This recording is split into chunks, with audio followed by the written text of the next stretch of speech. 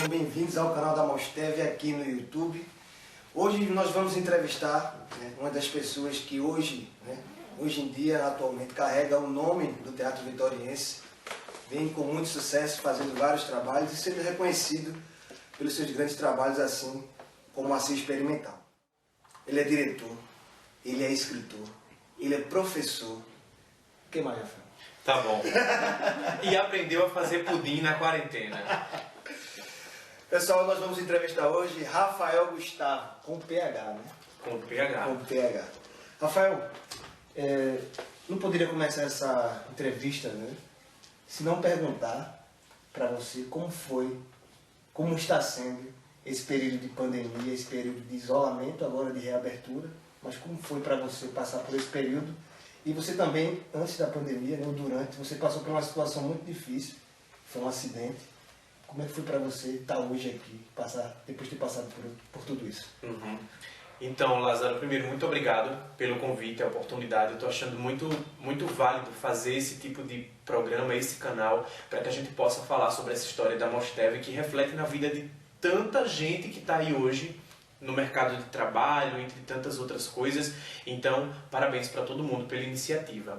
A pandemia fez a gente se voltar, né? Fez a gente entrar nessa sala introspectiva. Eu acabei, antes da semana da quarentena, sofrendo um acidente que me forçou mais ainda a entrar nesse processo da quarentena, mas que foi válido para essa introspecção, para esse autocuidado, para poder cuidar melhor de mim, da minha casa e dos meus projetos também.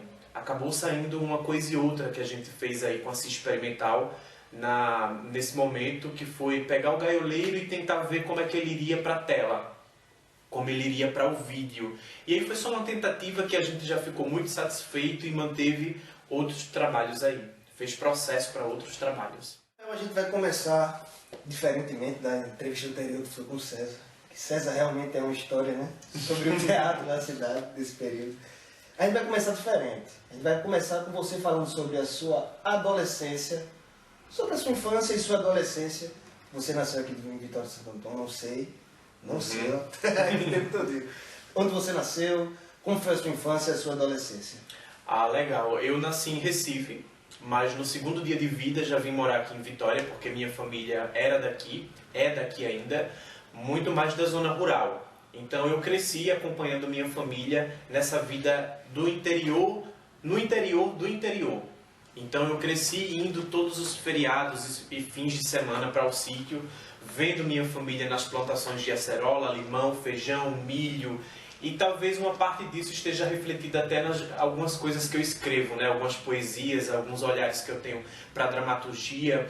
Então acompanhei muito essa coisa criativa do meu avô, de confeccionar coisas de plástico com embalagens de... Ele fazia animais, bichos, dinossauros, com plásticos de embalagem de desodorante, com plástico de embalagem de shampoo, e aquilo para mim era tão peculiar. Eu não chamava de arte nem de movimento cultural porque eu não entendia, não tinha a capacidade intelectual, o conhecimento de dizer isso.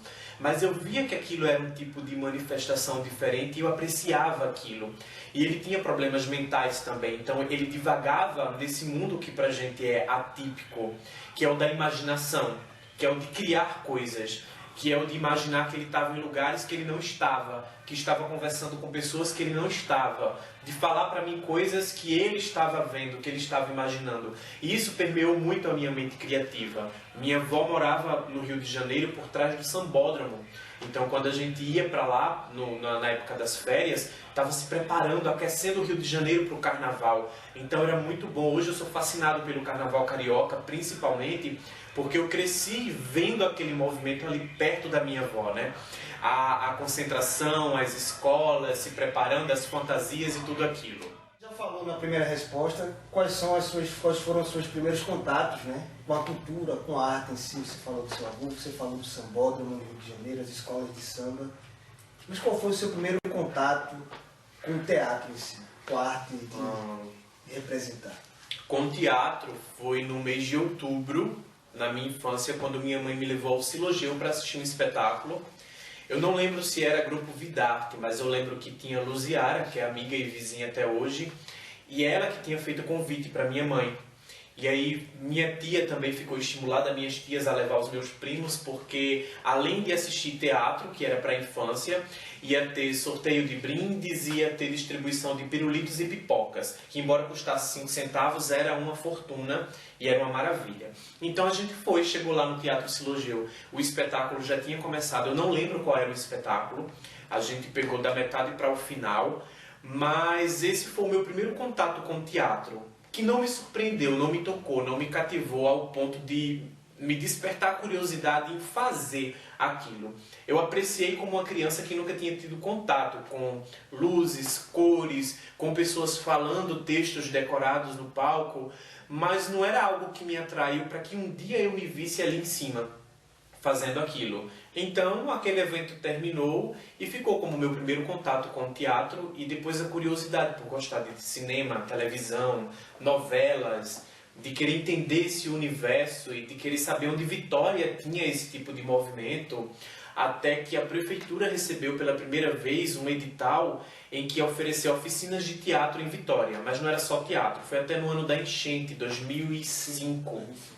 E aí, naquele mês de junho, começou as inscrições, do final de maio para junho. E era teatro, tinha várias ramificações artísticas e culturais.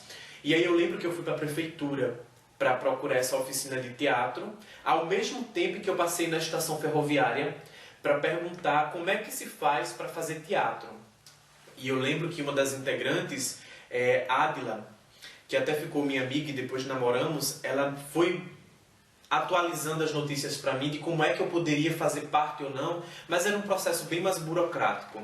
Ao mesmo tempo que eu fiz a inscrição na prefeitura, eu fui saber lá na porta como eu poderia entrar, e aí foi feita uma reunião e foi me dito que eu teria que esperar mais ou menos uns 2 anos. Eles fariam uma reunião para saber se eu poderia entrar como aluno, e depois de 2 anos acompanhando os trabalhos, viria se eu poderia entrar para começar a fazer exercícios, para depois de mais 2 anos entender se eu poderia ir para o palco.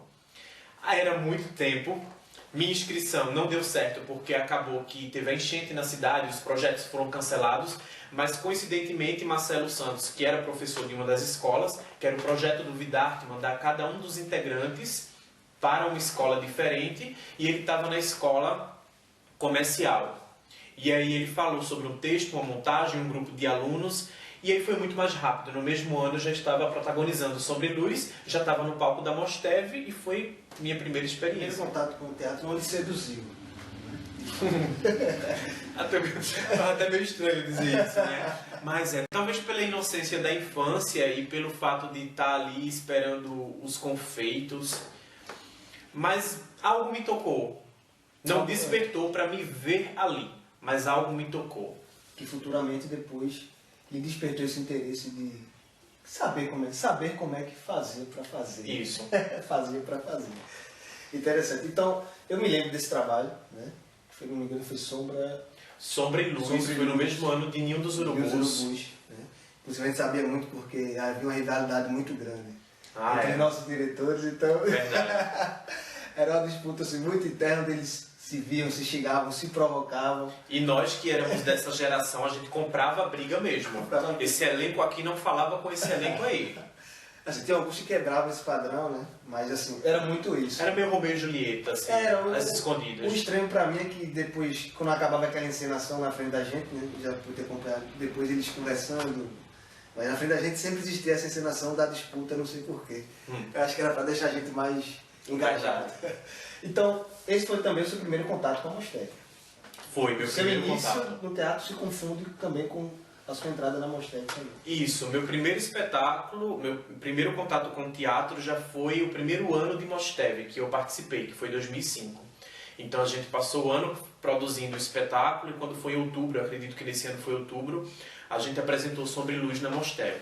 E aí com esse grupo eu passei só um ano, acredito que só um ano, porque Edinaldo Silva, com quem você trabalhou e foi nosso mestre, ele assistiu Sobre Luz, que era da concorrência, e ele me fez o convite. Que tal você experimentar outro tipo de teatro? Porque eu tinha trabalhado drama e ele estava trabalhando com comédia. E em Ninho dos Urubus tinha uma folga, porque o ator que fazia Lírio, Reinaldo, eu acredito, Reinaldo não ia poder continuar fazendo.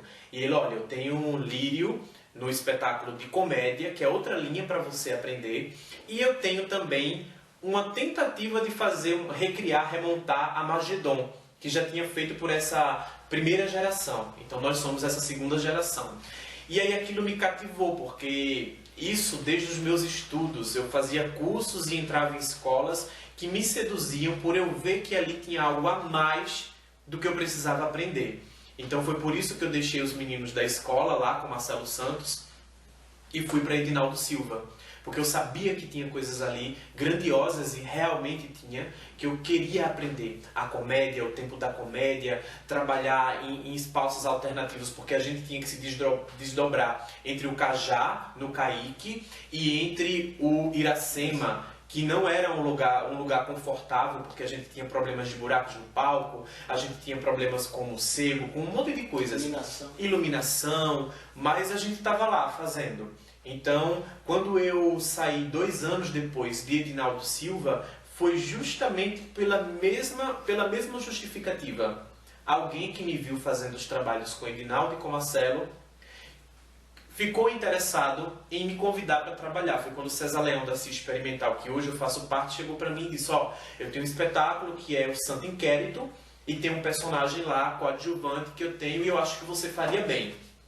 Mas a rivalidade dos grupos existia, era plantada na gente, e aí eu lembro de Marcelo ainda, nem era Edinaldo, mas eu estava transitando. Eu lembro de Marcelo falar com Edinaldo Silva e dizer: ó, são 2 aqui que não vão deixar. Você não vai. Você não vai. E aí, assim, a gente é aluno, pós-adolescente, né, com todo respeito aos nossos mestres. Aí eu disse: não vou. E aí tinha aquela fama da Cia Experimental, né, de que fazia os horrores e os escândalos. Não vai pra lá, porque lá, ó, vão acabar com você. Você vai suar feito uma porca no cio. Vão colocar você pra fazer exercício, jogar água quente, agulha, ácido, tudo. E aí tinha essa grande imagem da companhia, porque era uma companhia que trabalhava laboratórios, que trabalhava a preparação do ator. E o que tanto se criticava lá do outro lado, que não fosse porque se fazia aqui, a gente já estava querendo fazer aqui também. Tanto que a gente inventava, eu lembro que atuamos junto em alguns trabalhos, e a gente inventava exercícios, né? Porque os nossos mestres eram meio resistentes a fazer preparação. E a gente, curioso, inventava exercícios para isso. Então, era muito bacana. Então, eu fui para Cia Experimental por esse motivo também. Por ver um lugar fora do que eu já tinha transitado, que tinha coisas grandes para me oferecer, para me ensinar.